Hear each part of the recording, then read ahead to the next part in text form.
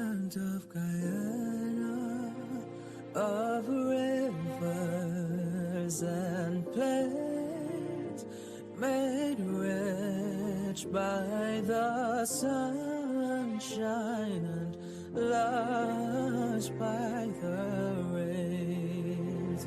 Say a gem light and fair between mountains and seas, your children salute you, dear land of the free. Land of Guyana, our heroes of yore, both bondsmen and free, laid their bones on your shore.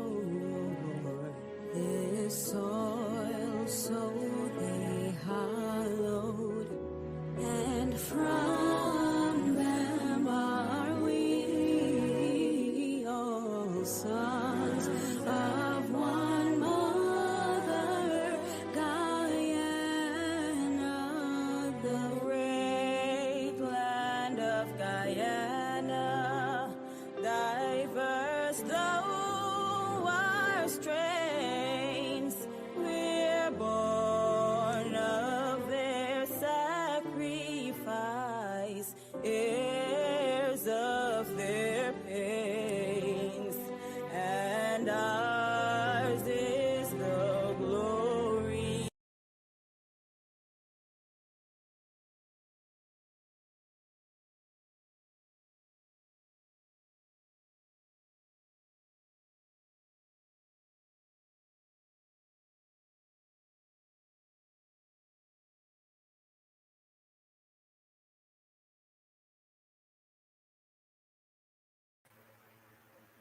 Good evening. Welcome to another edition of Breaking Down the Issues. I'm your host, as usual, Shurwayne Holder, Member of Parliament and Chairman of the People's National Congress Reform. I'll ask that you share the live, share it on your various social media platforms, share it to the groups that you're in, share it to your friends, your neighbors, persons in Guyana and out of Guyana.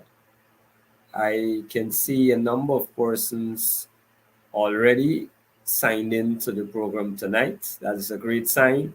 We have been off air for 2 or 3 weeks. I apologize for that.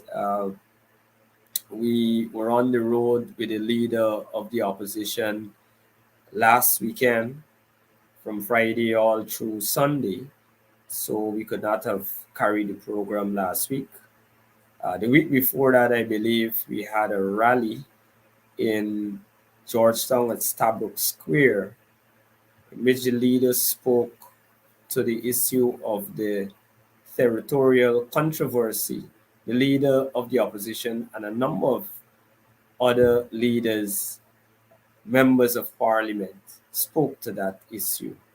And the week before that, it was our party's general council, and of course, as chairperson of the party, I would have had a major role to play there, and so we could not have been on air at that time. So I just want to encourage you to share the live.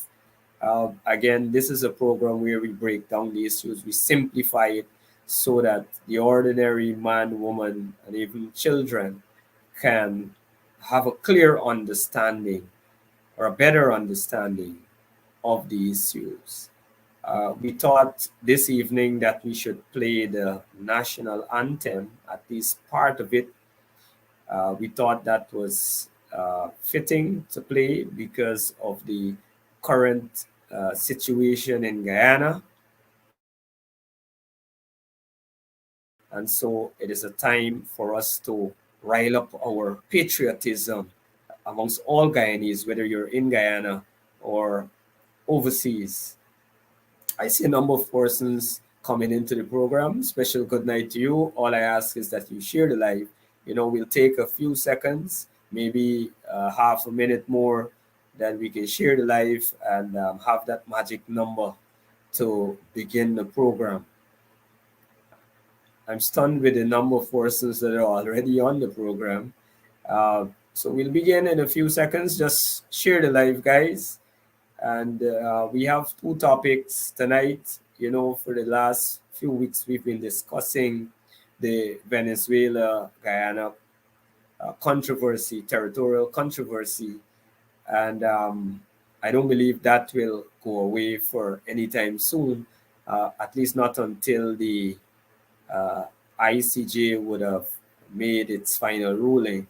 And so I believe every week it will be a topic for discussion. We will have to determine how significant or how in depth we will go into it based on new developments or what is happening on the ground. We will determine that. But it is a topic that we will carry on a weekly basis. I think persons are clamoring for more information. There is an information deficit. There is a lack of info on all the things that are happening with respect to that issue. And so I think it is, it is only fitting that we have it as a topic on a weekly basis so that we can share as much information as possible on the issue.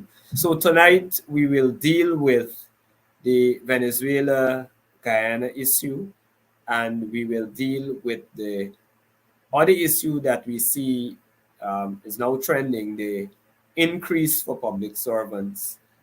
We see a lot of persons talking about that on social media, around the communities and the towns. Everybody is talking about it. And so we have that as the next major topic. And so to begin tonight's discussion, um, since our last program, there were a number of developments that would have taken place, and the one that stood out and the one that was on the minds of all Guyanese was the referendum. Now, that referendum was held on December 3rd, and as you know, the Venezuelan government would have asked a number of questions in that referendum. Essentially, what the referendum was focused on uh, was the actions to be taken by the Venezuelan government with regard to the territorial controversy. And essentially, in a nutshell, the questions surrounded whether they should move to annex the Essequibo or or not, or continue with the ICJ, the International Court of Justice process. The Venezuela National Electoral Council, that is the GCOM counterpart, if I can term it in that fashion, they reported that 10.5 million persons, voters, would have participated in that vote uh, for the referendum. They've also stated that over 95% of the voters voted in favor of it or voted yes to the questions put forward by the Maduro regime. You would know that, or you should know that Venezuela has eligible voting population of about 20.6 million persons. And so that number, which was reported by the Electoral Council, that would be just over 50%. However, however, international media and commentators like the Reuters, like the Guardian, those credible media sources would have indicated that they would have indicated that in their view there was a very low voter turnout. Their reporters on the ground reported that at many polling stations you had little or nobody there. Persons were sleeping, electoral staff were sleeping because obviously you had no one coming to the polls. And they estimated it, I think I saw in one or two media, saying that it was just about 11%. And so that seemed to be an accurate figure. It was disastrous for the Maduro regime. I believe it was a grave mistake. The people of Venezuela, if we are to believe the more credible international media sources, that 11%, only 11% of the vote of the eligible voters would have participated, then it would have been a grave mistake to the Maduro regime.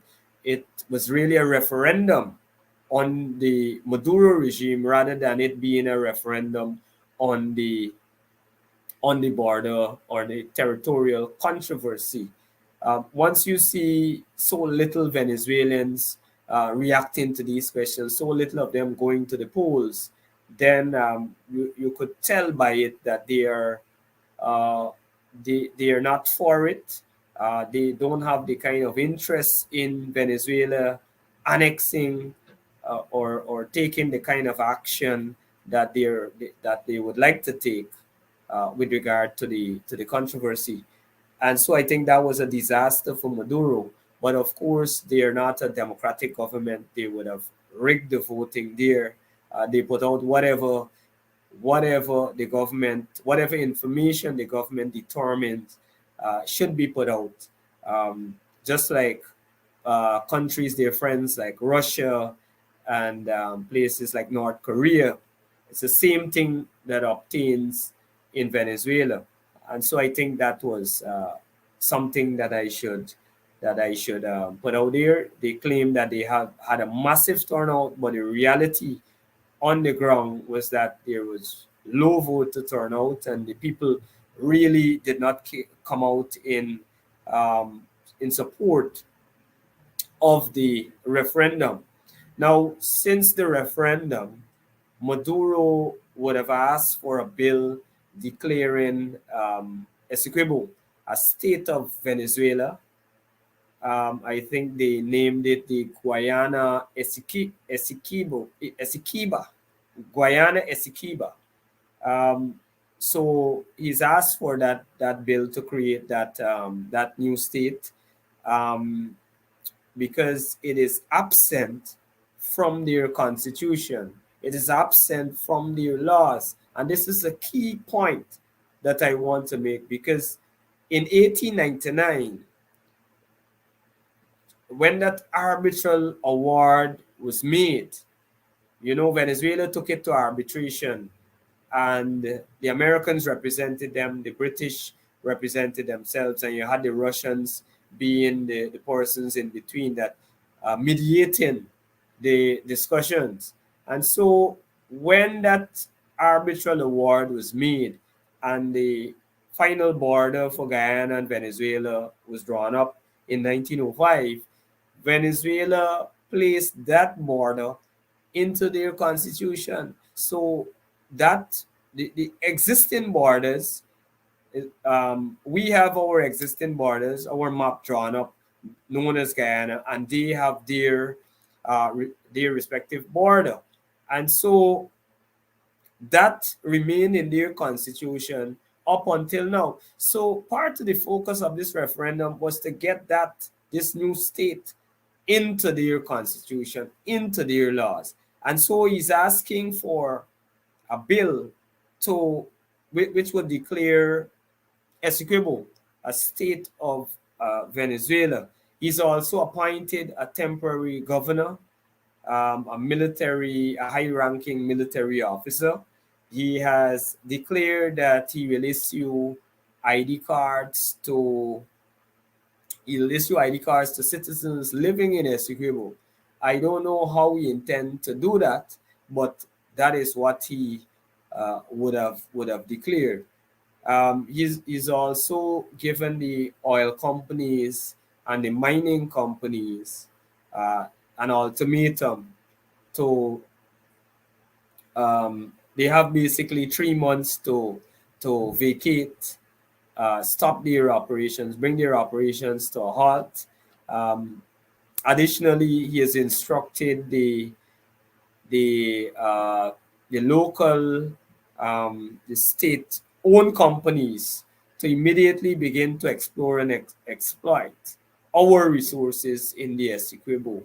The mining resources, our gold, our diamond, our bauxite, our forests, uh, those resources, begin to begin to explore and exploit those resources, and also our oil.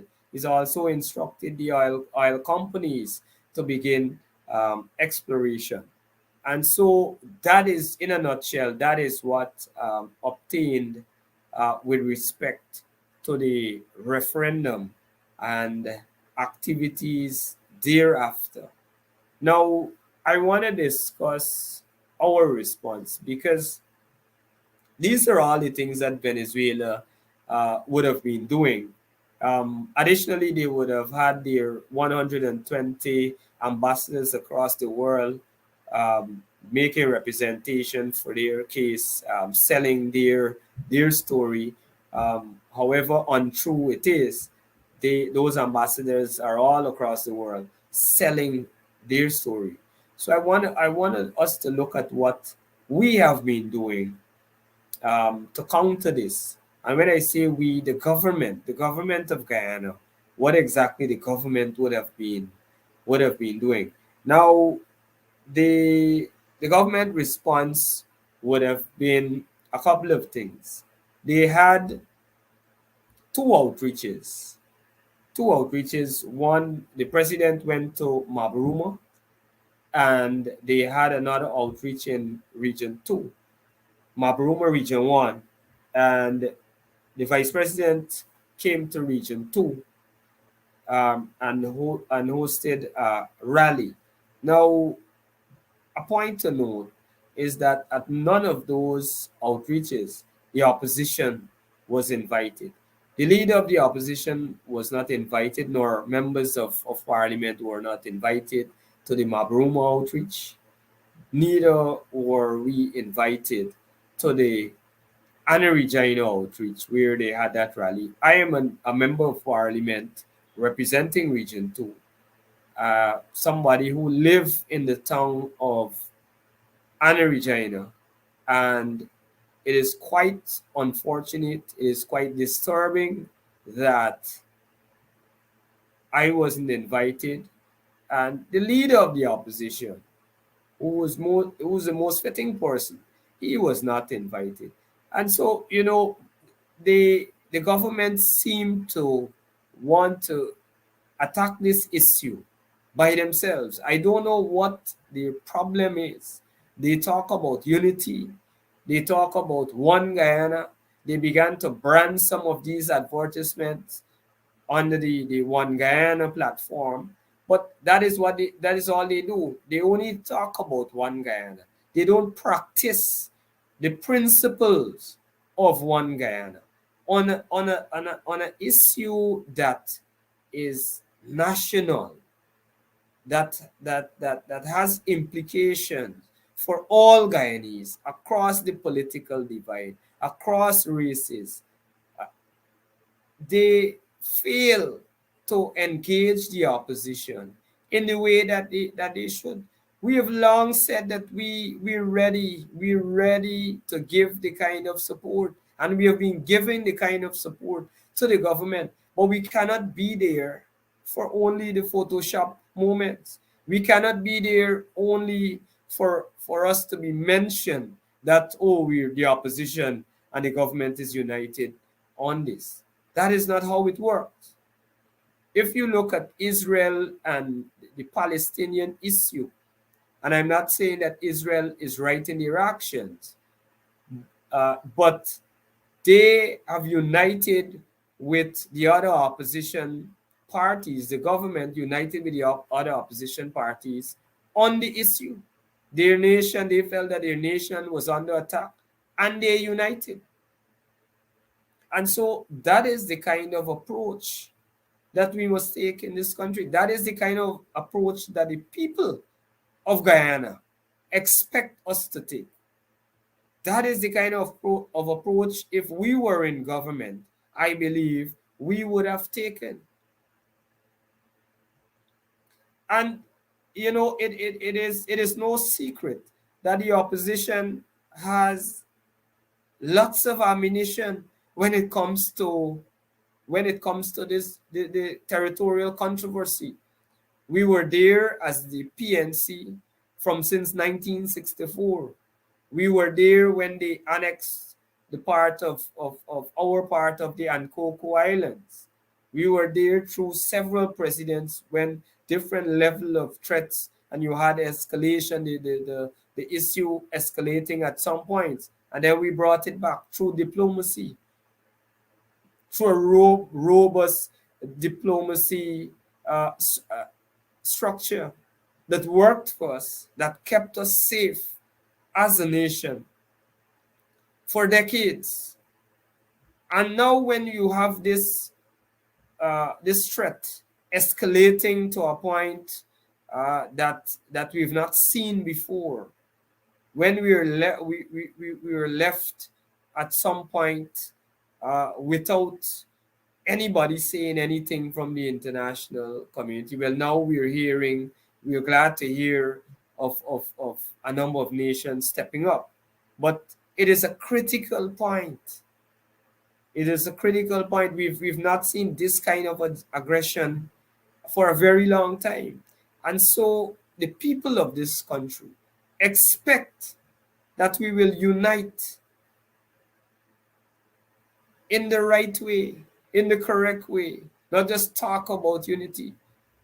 The vice president was in Essequibo at that rally, and he said, the government and the opposition are united on this matter. Well, we've long said that we are going to support the people of this country, and we will do whatever we have to do to give support to ensure that the country remains in peace and the people's lives are protected. Everything that we have to do. But we can't be there as a rubber stamp. We can't be there just to be used in whatever way. And so there is need for a different approach by the government. Now you had the president and something that was very stunning, and I should mention this. Something that stunned this country was on the eve of the referendum. While people were panicking, people were afraid, people were shutting down their businesses, persons were shopping up groceries as if a disaster is coming, people were migrating from region 1 and other regions heading to Georgetown, while the soldiers were on our border, not knowing what they should expect. The president, the vice president, and all the senior ministers, including the attorney general, packed up and went overseas. They packed up and went overseas. The president and vice president and foreign ministers, they thought that it was necessary, or it was more important for them to be at the COP28 environmental conference, which is held every year. They wanted to be in the company of other countries and talk about environment rather than be at home reassuring and comforting the citizens and giving leadership, showing leadership across the country and showing leadership to the army giving that leadership, giving them that moral support. Which other country would a president desert his people at such a crucial time? This was a miss. This was a sure miss. And based on the correspondence that we saw, the first correspondence, they were supposed to be out of the country for a number of days, way past the December 3rd, the day of the referendum. Soldiers were throwing their hands up. People on the border community were in dismay when they saw their commander-in-chief. You know, there's a reason why the president is the commander-in-chief of the armed forces. He should take a page out of the Ukraine president, who is currently fighting a formidable foe, an enemy that is way bigger. I submit to you that we are in a similar situation. But unlike Guyana, the Ukrainian president didn't run and leave his troops. He didn't go anywhere when he was needed at a crucial moment. Anil Nandalal, he went to Aruba, I'm told. They can't be serious. They can't be serious. This is way past incompetence. I don't want to believe that this is just incompetence. Something has got to be wrong with our president. Something has got to be wrong with our vice president. Something got to be wrong with the entire government. You know, if they can't handle it, then give us an opportunity. We understand the issue. We know what we have to do. But you can't run a country in this manner. They have constantly stumbled. They have stumbled when they came to government. They have stumbled with COVID in terms of the deaths. They've stumbled with the flood relief. So many things they've stumbled with. They've stumbled with the economy. They continue to stumble with the economy. And now this situation, the situation in which we stand to lose more than 2/3 of our territory, more than 2/3 of our country, where we stand to lose a great majority of our natural resources, and you run and you leave the country.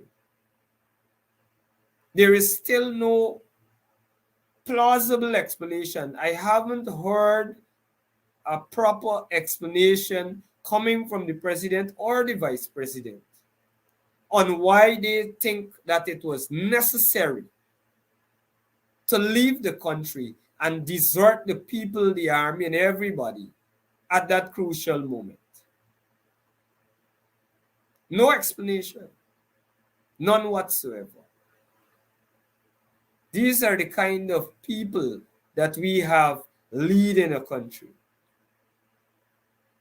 Forbes Burnham, Chetty Jagan, probably turning in their graves. Turning in their graves. Forbes Burnham would have been there from 1964 all the way to 85. Would you believe that he would ever desert his army? Would you believe that he would ever run to leave the country at such a crucial time? Absolutely not. Absolutely not. And I'm certain, I am quite certain that the current leader of the opposition and leaders in opposition would not do something like that. Because we understand the fears of the people on the ground. We understand what it means to be leaders in government. We understand our role. People elect us to represent them, to fight for them. It is a time when we have to give leadership to the army. We have to give leadership to the people. We have to calm them down. We have to be in the fields with them. It is not a time to go to some environmental conference. What was the takeaway from that? You know, I tell people the president could have gone there, but I believe the timing was wrong. It was absolutely wrong, and he should have known that. Your entire cabinet out of the country. The country left on autopilot while you're out, while you have an enemy saying that he's going to take over more than 2/3 of your country. You got to be a crazy person. You got to be out of touch with what is happening in the society. He could have gone. If he had gone there and come back with something, but I say the timing was wrong. But you had to go, that conference runs about 2 weeks. And so you had to stay during that referendum. You can't go out of the country at that time. You've already grounded the army folks. You've grounded them. They have to stay and fight for the country. But you as the commander-in-chief, you up and you go. You know, disappointed is an understatement. It's an understatement. It's an understatement. He had to come back with something. But he came back with nothing. And so they went to Dubai. They had some other actions. He came back when he learned about certain activities with the opposition, and we'll get into that. He flew back. And he came into the Essequibo about 1 o'clock. I saw it. I was up. I was out in the fields, and I was still out. I was not at home. And I saw when the helicopter came in. And so early Sunday morning on the 3rd, he thought it fit to go and open, well, not open, but turn the sod for a $200 million shade house. I think it's some shallot or something they plan to grow there. It's ridiculous. It's ridiculous. That was a time when you're supposed to be up and about and dealing with people and trying to calm their fears down and explaining to the nation what you would have achieved going to that COP 2028 and meeting with world leaders, what you brought back, what was the takeaway, what is the plan going forward if the referendum, if Venezuela, if Maduro wins the referendum, what are your plans? Those are the things that you were supposed to be discussing. But instead, he thought that he should meet with the children that attend the Guyana School of Agriculture, and he turned the sod for the $200 million shade house farm, the plant shallot and maybe some other things. That is the kind of leadership that you get from him. Or lack of leadership thereof. People have got to see this for what it is. You've got to see the incompetence. You've got to read through the carefree behavior of this president and this government. So they did that on the 3rd. And the next activity they had was a concert. In Region 4. Now, I don't have a problem with concerts and people singing Not a Blade of Grass. But first off, if you wanted to do that, then you could have held it in the Essequibo region. That is where it should have been held, not in Region 4, where people outside of the disputed area. You should have been in the disputed region and rallying your troops, rallying the people. But again, they don't understand the task at hand. They don't understand the seriousness. They've played with this issue for too long. They've messed around with the Venezuelans and have them coming in and not having proper records, and then you have the vice president allegedly meeting with them and saying it's a no fault, people discriminating them, and a whole sort of nonsense. They have themselves to be blamed as well for the situation, for the current situation. We have to blame them. They have to stand some of the blame for the current state of affairs with regards to this problem that we have.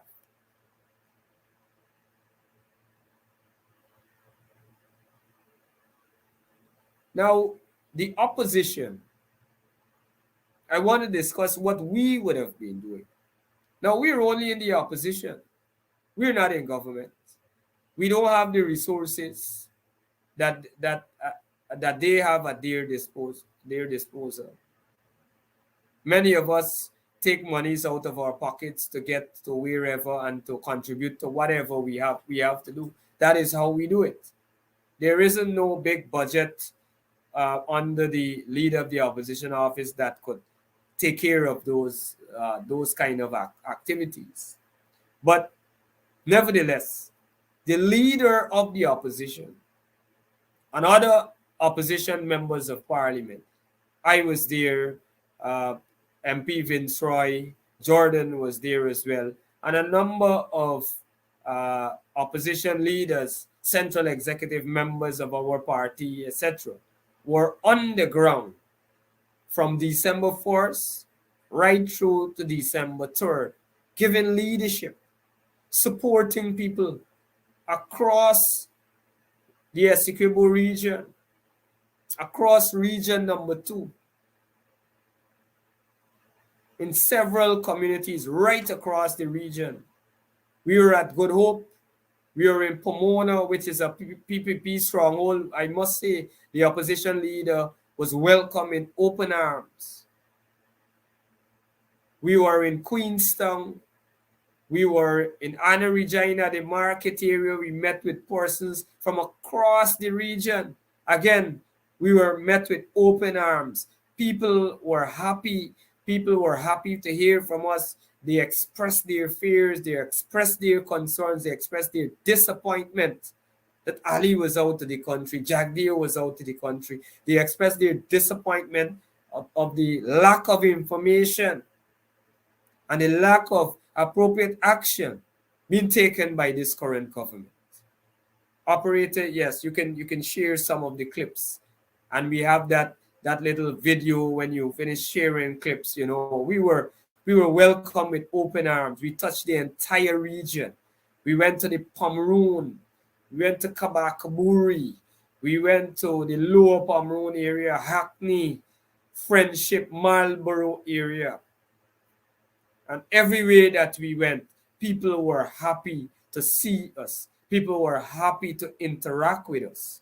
Whether Indo-Guyanese, Afro-Guyanese, indigenous Guyanese, all Guyanese were happy that the leader of the opposition and his team was there.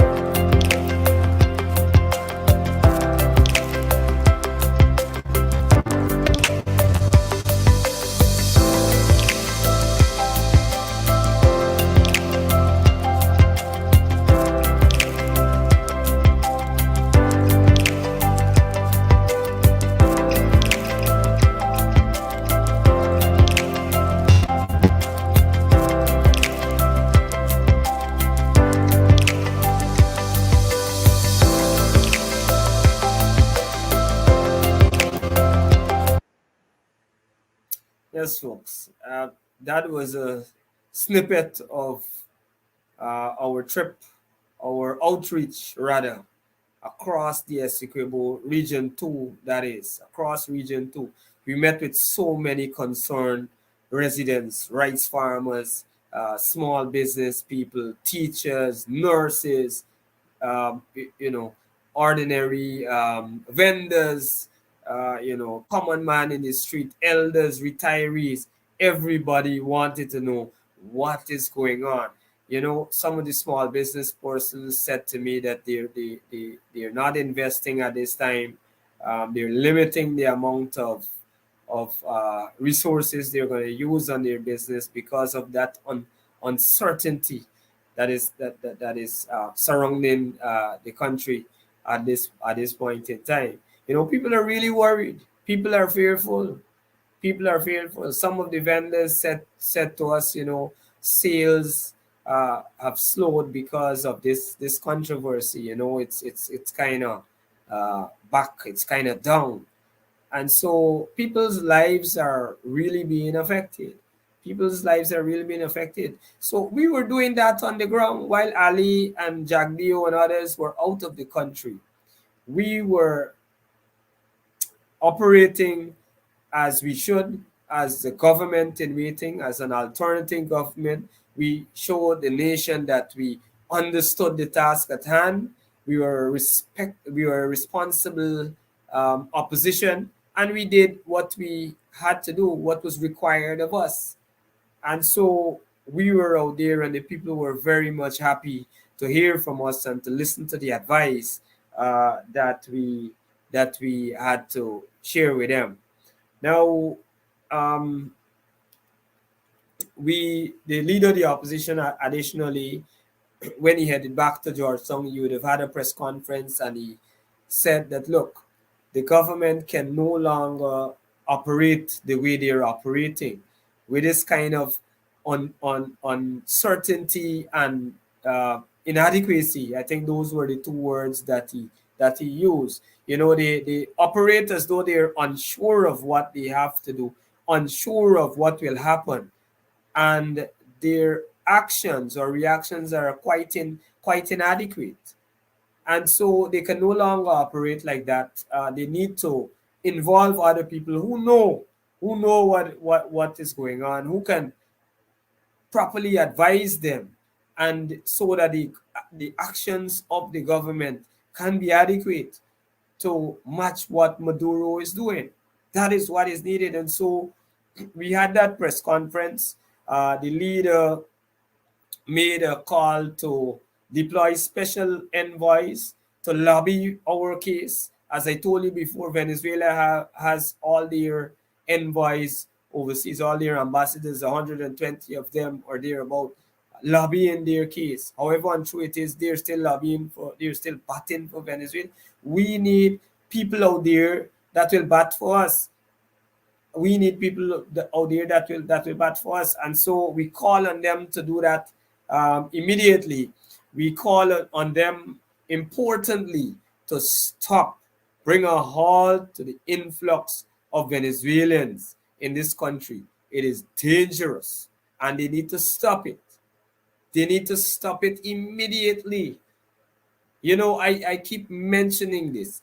One of the strategies Russia had in Ukraine to annex Crimea and the other area, I believe, is the Donetsk region. They had a lot of Russians living there. And so while the international community condemned it, what could they have done? What could they have done? Because the citizens there, the people in those regions are saying, look, we want the Russians to take us over. And so we can't, we're hearing about situations in communities where the Venezuelans are more than the local citizens. And so the government has to bring that to a halt immediately and take stock of the Home Affairs. Have got to get accurate information of how many Venezuelans are in, and they've got to work it out. They've got to share that information as well. We need to know how many Venezuelans are there, what are their locations, How many would have been rejected for suspicion of being military personnel? They've got to stop it. Another thing we call for is for them to stop giving ID cards. They need to halt that thing, save and except for the children of Guyanese who are Venezuelans who are entitled under our law. But they've got to stop issuing birth certificates and ID cards to Venezuelans. We understand that their support base is dwindling. We understand that they want to do everything to win an election, but we can't do it. You cannot do something as unpatriotic as giving Venezuelans ID cards when we have a problem with that country who's threatening our livelihood. No, we can't. We can't do that. So Jagdio and others, they need to bring an end to that. And so the opposition, the leader of the opposition, would have been calling for that. We've also submitted a motion to the parliament. There is supposed to be parliament on Monday. We've been calling for parliament. You know, we had only one session of parliament since this issue began, and we had to call for it. We had to call for unity at the parliamentary level. And so they are now having a session of parliament again. But, you know, they only call parliament. They're accustomed to only calling parliament when they want money. And so they have one coming up, not to discuss the Venezuela issue, but to discuss regular issues supposed to be opposition, the private members day, sorry. And they have some motions, some internal motions to debate there. But that is not the pressing issue at the moment. Venezuela, the controversy with Venezuela is the most pressing issue. And so that should be the major item. We feel that that should be the major thing to be discussed at Parliament. And so the opposition would have submitted a motion to the Parliament, and we called, in that motion, we called for the National Assembly to instruct the government to establish a high-level border commission. They don't seem to know where they're going. Their response is very inadequate. And so you need to bring others on board. There is an information deficit. People are panicking. You need to bring the opposition on board. You need to bring other stakeholders on board. You need to bring technical people that have the kind of experience in foreign policy and know how to do those kind of negotiations abroad. So we called for that in the motion. We called for the National Assembly to support the upgrading of the defense infrastructure. And this is not only in relation to this issue with Venezuela. We have other issues. We have other controversies. Something that people miss is that when this thing came up to the ICJ, the Suriname sent a note to the ICJ, sort of renewing their claim to some extent to the New River Triangle area. So we need to improve our defense infrastructure and provide the kind of tools and resources that they need to ensure that the people of Guyana are protected and remain safe. We call on the National Assembly as well to call on the Ministry of Foreign Affairs to deploy special envoys. I discussed that with you already. We need to have special envoys in strategic countries, in lobbying strategic organizations, rather than them paying. I'm told that the People's Progressive Party would have paid a company in the U.S. or some part of the world to lobby U.S. senators, since you had senators coming over to Guyana to deal with this whole issue of discrimination and the bad treatment of certain sections of society by the government. You had a number of visits from senators in the U.S. And so, as we understand it, they are paying some company to lobby in the US. Well, spend the money to lobby for Guyana, not lobbying for the People's Progressive Party. Lobby for your country. Lobby for your territory. That is what is needed at this point in time. And so we called on them to do that. We called on them to instruct the government to curb the influx of the Venezuelans, and to share accurate information on them. We asked the National Assembly to call on the Ministry of Home Affairs to gather accurate information on how many Venezuelans are here, where they're located, and that sort of thing, and halt the issuance of those birth certificates and ID cards. Halt it immediately. It is unpatriotic and it is dangerous to our country. I don't think I have to mention it any more than that. Use any other adjective to describe it. It is dangerous. It is quite dangerous for us to be doing that as a nation. That can have serious consequences. Serious consequences. But I don't believe Vice President Jagdeo understands from his posture. Generally, he says a few things at his press conferences, but his posture, his body language says something different. We didn't see him speak in the parliament on the issue. We didn't see him going out to any border community.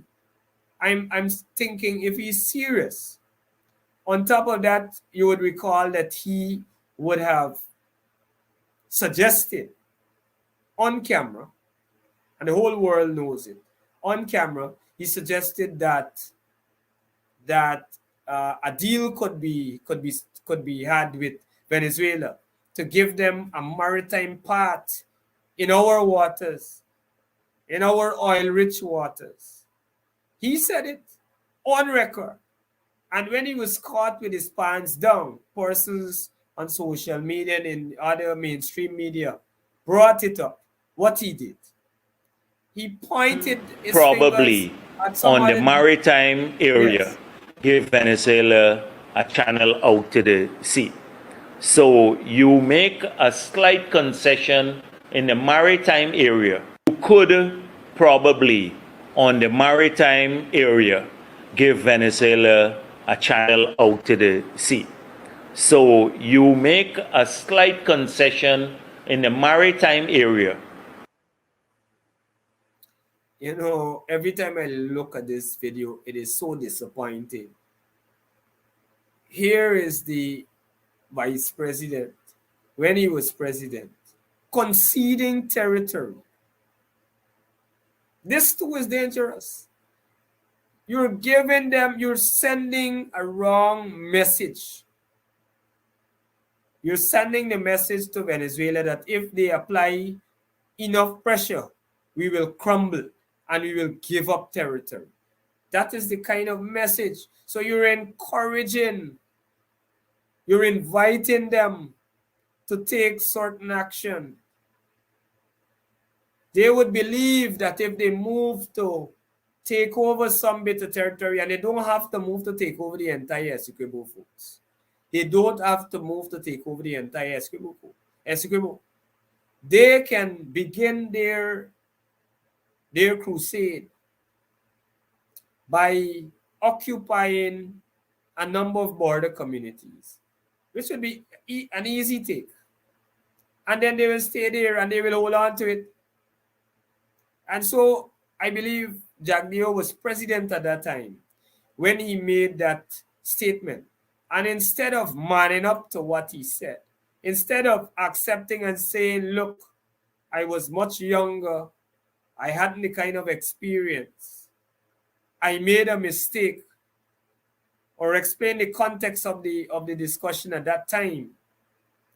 Instead of doing that, in his usual way, he pointed fingers at the opposition, to say, well, Desmond Height at some time wanted to do that. Where he got that from? Where did he come up with that?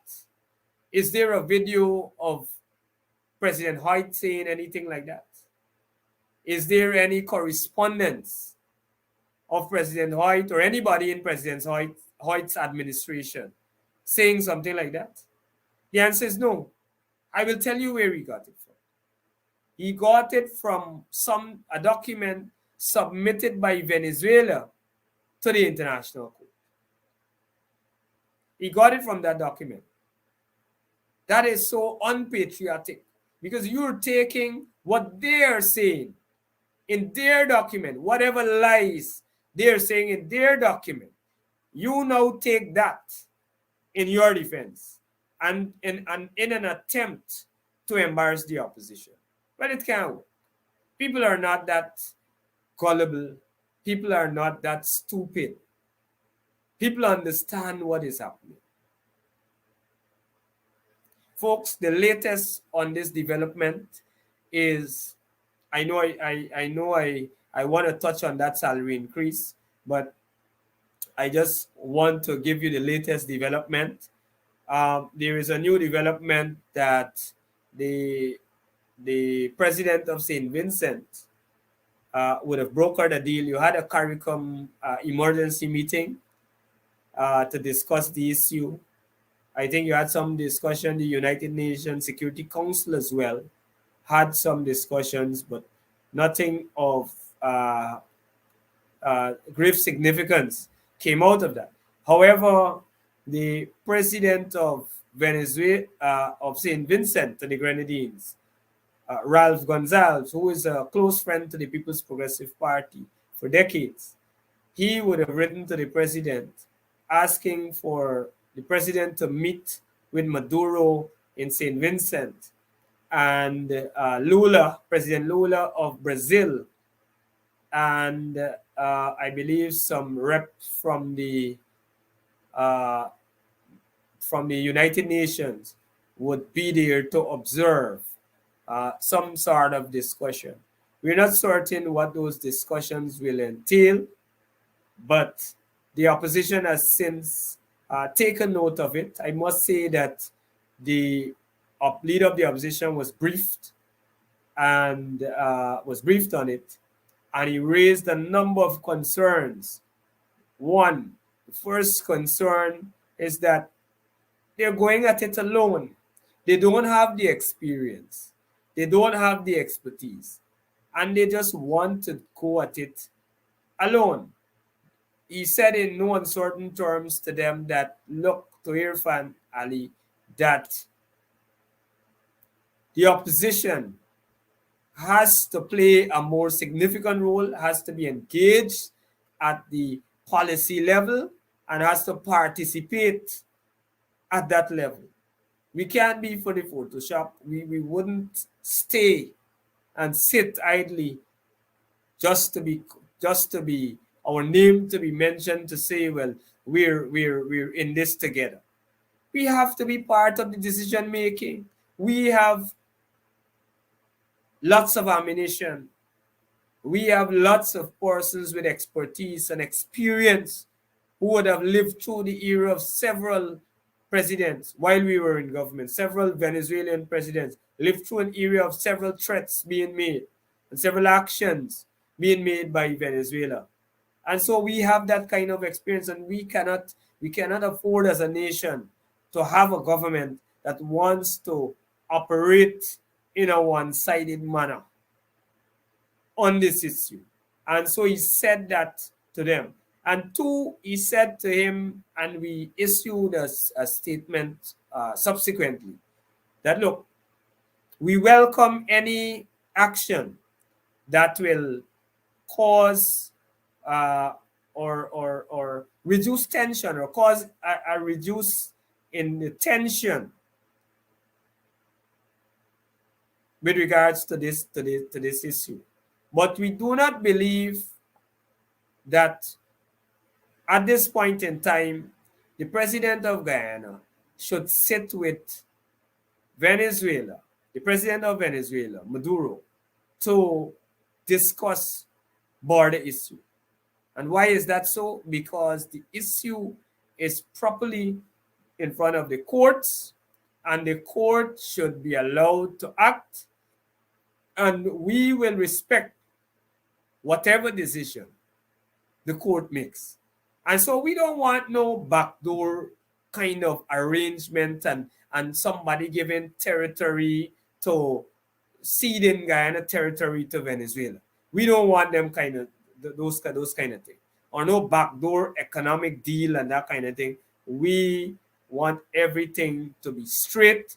This issue is properly, as I said, in front of the court, and it should be allowed. I want to get the read the exact statement. I should have it here just to give you verbatim. Just to give you verbatim what is the position, the official position of the opposition, and it says the parliamentary opposition welcomes the action being taken by the international community to ensure that there is peace between the Cooperative Republic of Guyana and the Bolivarian Republic of Venezuela.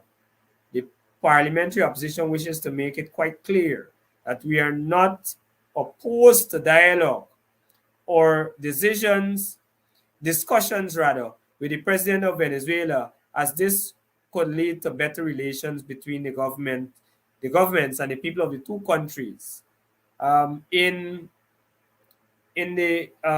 our presentation at Parliament on this particular issue, the leader of the opposition did say that we cannot shut the door closed to dialogue, but dialogue at this time should be focused on issues that will promote good neighborliness and peace and stability between the two countries, and issues that would improve the lives of the people of the two states. Now, the opposition is further saying that it is the considered view of the opposition that the two leaders could continue to explore the expansion of bilateral issues. And that is what I just explained to you. Those kind of soft issues, economic issues, social issues, we can discuss that. But in terms of the territorial controversy, this is what the opposition is saying.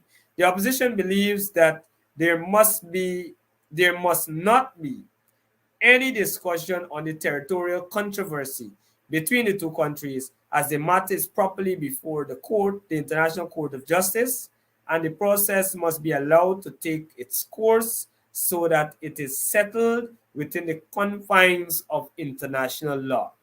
We don't want, let me explain this. We don't want a situation, look, Venezuela accepted the settlement already. This arbitral award that was through, I believe, the Treaty of Washington. It was made through the Treaty of Washington back in 1899. They accepted it. They placed it in their constitution. They attended the border, the picketing of the border, and they were happy. Over 60 years, they were happy with it. Then they came back after 60-something years, came back to make a claim that the Essequibo territory belongs to them.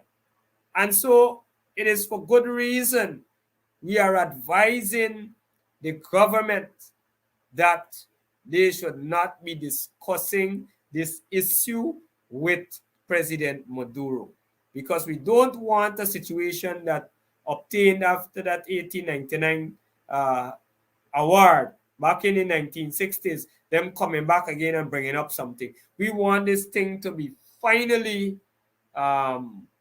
adjudicated in the court. As far as we're concerned, the border is already final. But the claim that Venezuela is making, based on the letter from the dead participant on the commission, the 1899 commission, the fellow, I think his name is Mali Provo, based on his letter, that claim that they made the court has to look at that claim and see if there is any proof or evidence to deem the 1899 award null and void. And even in that case, we will go back to what obtained before the 1899 award, where Guyana had much more territory than it currently has. So we are backing the ICJ process, and we're saying to Irfan Ali, do not discuss anything pertaining to the border at this point in time. I don't know if he has the competence, if he has the people surrounding him that could advise him properly as we are doing. But for me, the leader of the opposition, if he is going there, then the lead or any discussion at that level, the leader of the opposition should be there. But we do not believe that this border territory controversy, this territorial controversy rather, should be discussed at this meeting. This seems to be not a meeting set up by CARICOM, but a meeting set up by Ralph Gonzalez. Now, Ralph Gonzalez, and this is the next thing that we should worry about, that we are worried about. Ralph Gonzalez, his country, he has been tying up deals with Venezuela, economic deals. And so it is in his interest. It is in his interest to undertake whatever he's trying to do there to benefit him in whatever way. That is quite obvious. Lula will be there, the president of Brazil, but Brazil also has a stake in this. And so Brazil doesn't want a war. Brazil has its own interests. And so Brazil will be there to observe. We have our interests to protect. Folks, I think, we wanted to discuss that 6.5 increase, but we took our full time. The operator is indicating to me that we're just over the hour, and so we will have to leave that discussion for the next program. I want to thank each and every one of you who would have tuned in tonight, for staying with us the entire hour, for supporting this program. I encourage you to invite friends to share this live, continue to share this live, and to tune in to our next program next week, same time, same place, when we will have another edition of Breaking Down the Issues. I would say to you at this point in time, I hope you enjoy the remainder of your Sunday evening, and stay safe, and God bless. Good night.